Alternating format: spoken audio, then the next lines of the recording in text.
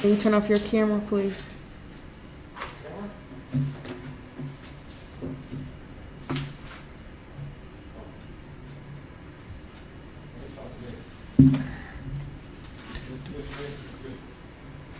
Hey, Chairman, we're good to Why go. do you need to use these?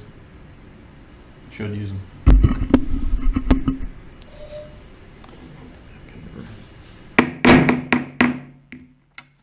Well, good morning, ladies and gentlemen, and welcome to this fall 2020 Planning and Work Session of the North Carolina State Board of Education.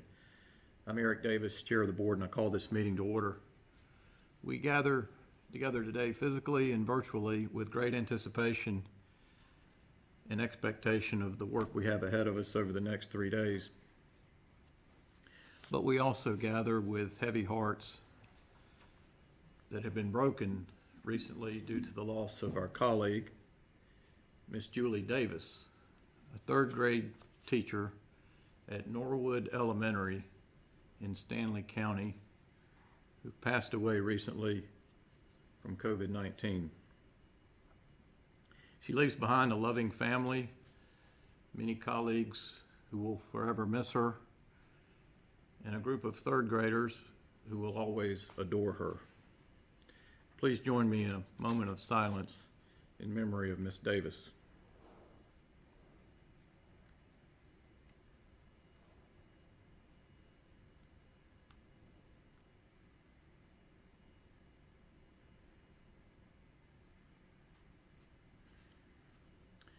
Thank you.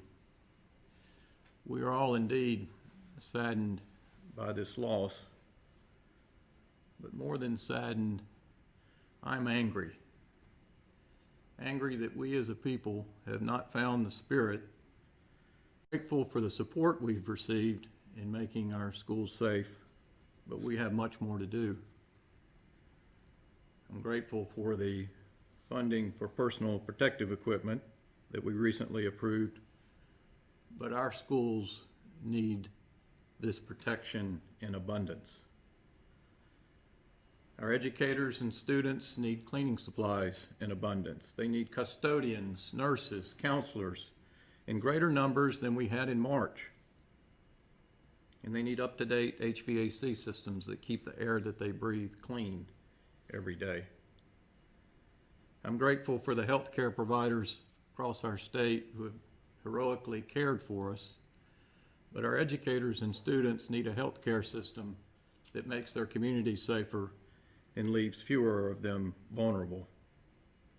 In short, it's up to us to do everything humanly possible to make our communities safe so that our schools can be safe and our children can return. So we call on all of our partners in all levels and all branches of every form of government and community service across our state and nation to join with us in doing everything humanly possible to make our schools safe and to let nothing deter us from achieving that goal. Board members, you've had the opportunity to see our agenda for some time and to review it. I ask if there are any requests for changes to our agenda. Hearing none, I request a motion to approve the October 6 through 8, 2020 State Board of Education agenda. Mr. Chair, this is Amy White. I move approval of the agenda. Motion by Ms. White. Is there a second? Second. Second by Vice Chair Duncan. Dr. Townsend Smith, will you call the roll to capture the vote? Yes, sir. Dr. Oxendine, Yes. Ms. Kamnitz, Yes. Mr. Keenan, Yes. Mr. Hall, Dr. Tipton Rogers, Yes. Ms. White, Yes. Mr. Ford, Yes. Vice Chair Duncan, Yes. Chair Davis. Yes. Motion carries. We have an agenda. I want to express our thanks to our Strategic Planning Committee for providing this truncated planning and work session opportunity despite COVID-19. Following the approval of our Equity Resolution and Action Framework, it's important that we take this time to hear from our frontline educators on how we can translate our policies into action. as we embark upon the transition of a new state superintendent and Dr. Emery starting in her newly appointed Leandro Executive Director role, a new DPI organization chart, and a legislative long session, the issues before us at this meeting and work opportunity gaps for students across our state, elevating the work needed to fulfill our constitutional mandate of a sound basic education. At this time, I call on the Chair and Vice Chair of the Strategic Planning Committee, Mr. James Ford and Ms. Jill Kamnitz, to deliver the welcome address for this 2020 Fall Planning and Work Session. Mr. Ford. Thank you, Mr. Chair. And on behalf of myself, as the Chair of the Strategic Planning Committee, and my Vice Chair, I'd like to welcome everyone to our Fall 2020 Planning Work Session. As you well know, all of us, most especially the Strategic Planning Committee, have been working diligently, and as Mr. Chair has outlined, we've accomplished many great works. However, when we drafted the 2020-2025 strategic plan, we could have had no idea just how interesting, if we could use that phrase, 2020 would be. 2020 has presented us with many unique obstacles and challenges, and in many ways is unprecedented. But also, 2020 in many ways is also not unprecedented in that there are many things that, although we are confronted with in this generation, we have seen before. And so, as to not divorce our work from the present context, our sessions throughout the next couple of days are aptly titled, Be It Resolved to Action, Bridging the Past and Present to Guide Our Path Forward. As an old social studies and history teacher at heart, I believe that if the past has any virtue, it's that it really is a good predictor of our future. Past is prologue. And I also read somewhere that there's nothing new under the sun. With that in mind, the challenges that face us, we've seen before. We've dealt with plagues and scourges within civilization. We dealt with civil unrest and social inequities and calls for justice. We dealt with all of these things before. And so there are lessons that we can take. The agenda that we have is designed to familiarize us with those lessons from the past in order to prepare us so that when those things come back around the curve, we can make the necessary improvements. We have individuals who provide historical context. We have students and educators who are closest to the work to inform our perspectives. And so I'm grateful for this opportunity.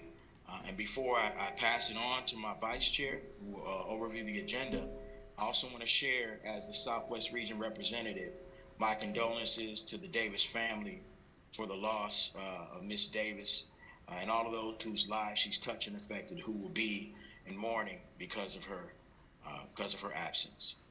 So with that, I'll pass it to Ms. Jill Kamnitz, our vice chair. Thank you, Ford, and I'd like to also welcome all who are our informed policy and establishing policy to focus on school-based mental health needs. We will review the results of the most recent youth behavior survey with an eye towards revising our healthy living requirements, implementing statewide oversampling of districts for the youth behavior survey, and strengthening our human resources with more mental health professionals, a chief health officer, regional support positions, and adopting the school-based mental health needs policy. Tomorrow we begin with translating policy into action. Dr. Effie McMillan of Winston-Salem Forsyth County Schools will describe her district's equity work, and Dr. Bev Emery will review the next steps in our Leandro Action Plan. Our second presentation tomorrow, Building Bridges Through Partnerships, Merging Goals and Objectives to Increase Opportunity and Access for North Carolina Students. We will explore our partnership with My Future NC, specifically the work we need to do to increase FAFSA participation across our state. Finally, on Thursday, Together We Can, Leadership and Partnership to Meet Our Goals. Our new Principal of the Year, Keisha Clemens, will take us to a place where it all comes together, the classrooms of Shuford Elementary School. A lovely way to close out our planning and work session. I'd like to thank each of our presenters, and also thanks to Dr. Townsend Smith and the rest of the Strategic Planning Committee for the development of this powerful agenda, which will truly guide our path forward to action. I'll return back to Mr. Ford for the report.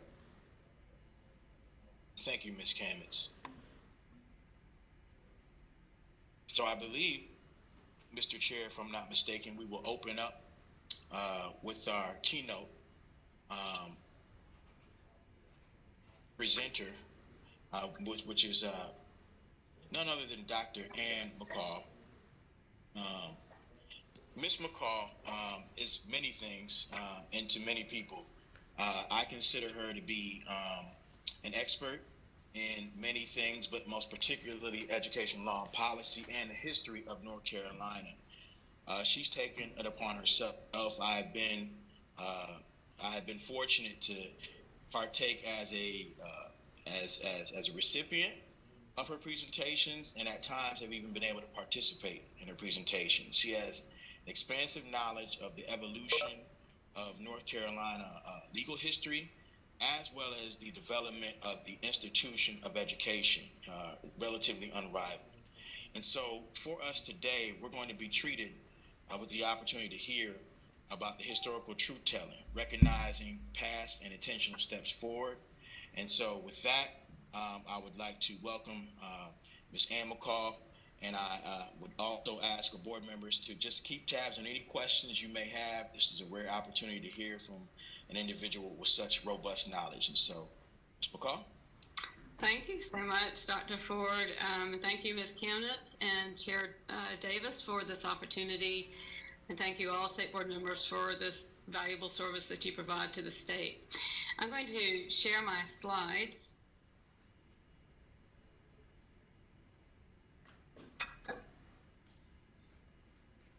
And Dr. Townsend Smith, if you'll can stop sharing yours, then I'll begin mine.